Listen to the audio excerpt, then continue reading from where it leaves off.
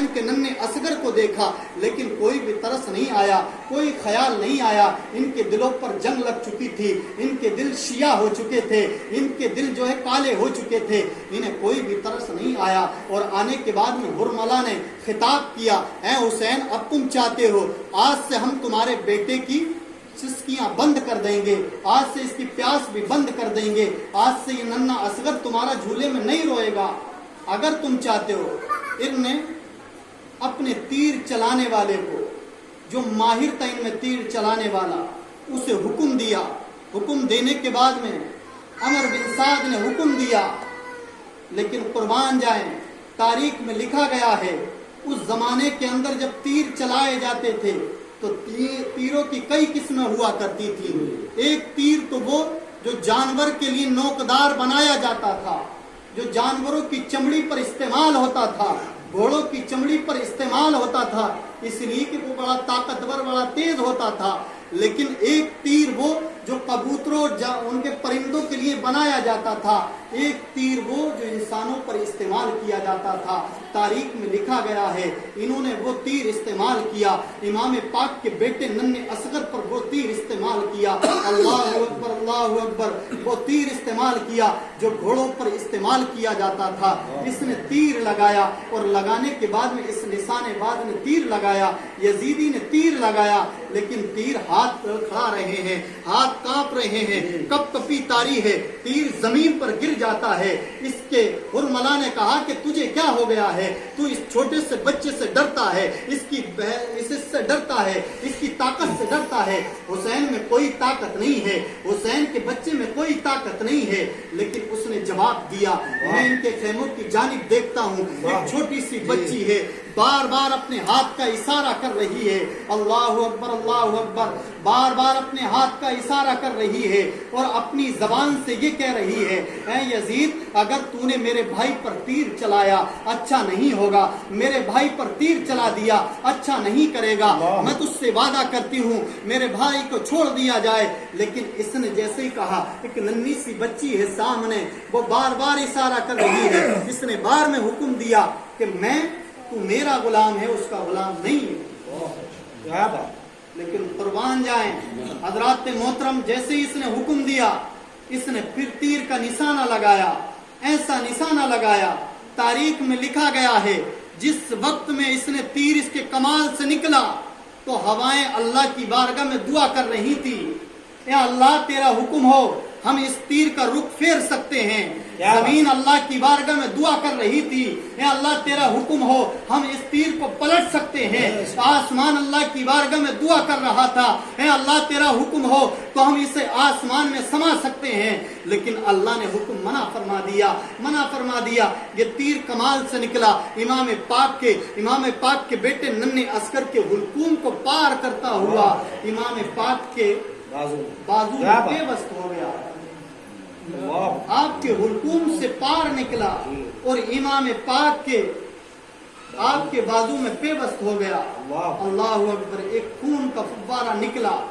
امام پاک کے بیٹے ننھے اصغر نے ہچکی لی, جیسے خون کا فوارہ نکلا زمین پر گرنے والا تھا.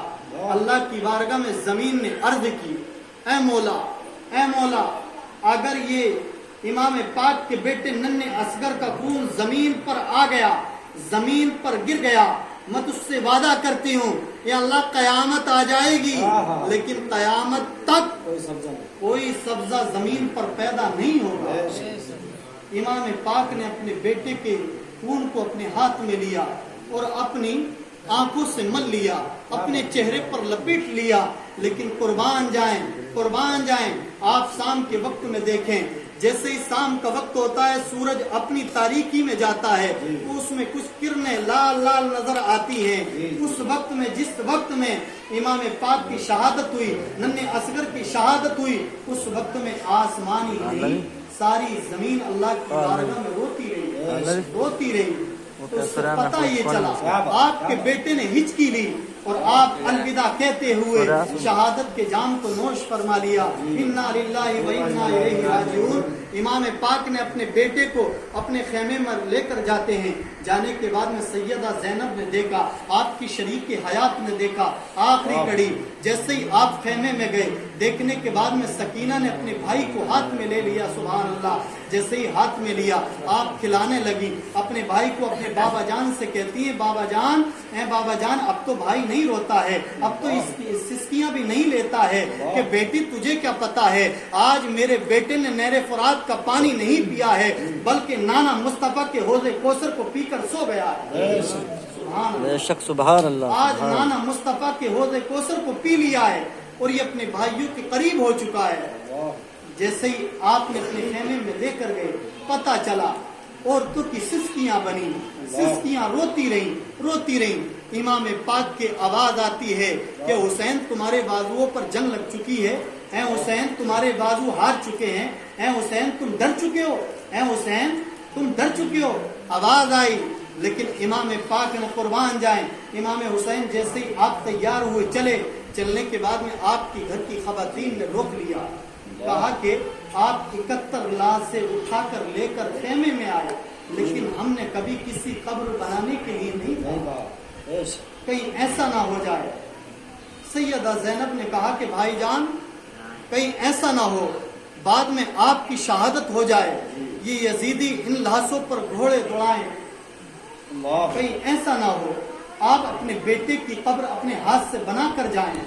तारीख में लिखा गया है, इमाम पाक ने अपने नन्हे असगर की कब्र अपने खेमे के पीछे कब्र को खोदा, खोदने के बाद में कब्र तैयार की और करने के बाद में बेटे को कब्र में जैसे ही उतारा, इमाम पाक की सिसकियां आ जाती हैं। आज कुर्बान जाए, आज किसी का बेटा कैसे ही चला जाए, 1 दिन का या 2 घंटे का चला जाए, उस बाप का खाना कई दिन तक बंद हो जाता है, कई दिन तक भूख नहीं लगती है।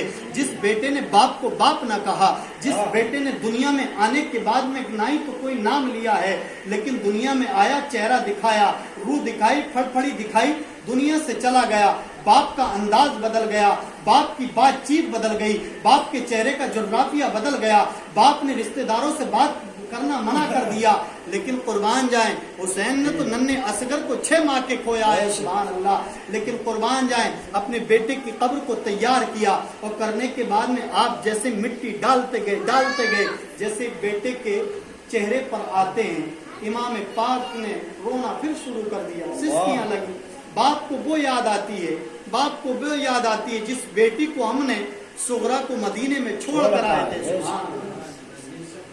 जैसे ही मदीने की जानिब रुख किया, उसी बेटी की याद आ जाती है, ए बाबा जान, जब मेरा भाई आएगा तो खूब बड़ा हो जाएगा। जैसे ही अपने बेटे को देखा, अपने बेटे की पेशानी को चूमने के बाद में फिर आवाज आती है, ए हुसैन तुम्हारे बाजुओं को जंग लग चुका है, ए हुसैन तुम डर चुके हो। आपने अपने बेटे के चेहरे से अपने रुख को फेरने के बाद में बेटे को अलविदा किया, अपने बेटे की कब्र के निशान बनाए और आप चले गए। ये इमाम पाक के बेटे की शहादत है। आज बहुत सारी ऐसी जंगें हुई, लेकिन इमाम पाक ने जो शहादत पेश की है, वैसे किसी ने शहादत पेश नहीं की। इमाम पाक की लड़ाई सिर्फ कुरान को बचाने के लिए थी, शरीयत को बचाने के लिए थी, किसी बात की नहीं थी। आज इमाम पाक का नाम तब भी जिंदा था, आज भी जिंदा और रहेगा इंशाअल्लाह। इसलिए कि इमाम पाक का नाम वो नाम है जिस नाम ने निरी बरकतें लूटी है, बड़ी मुराद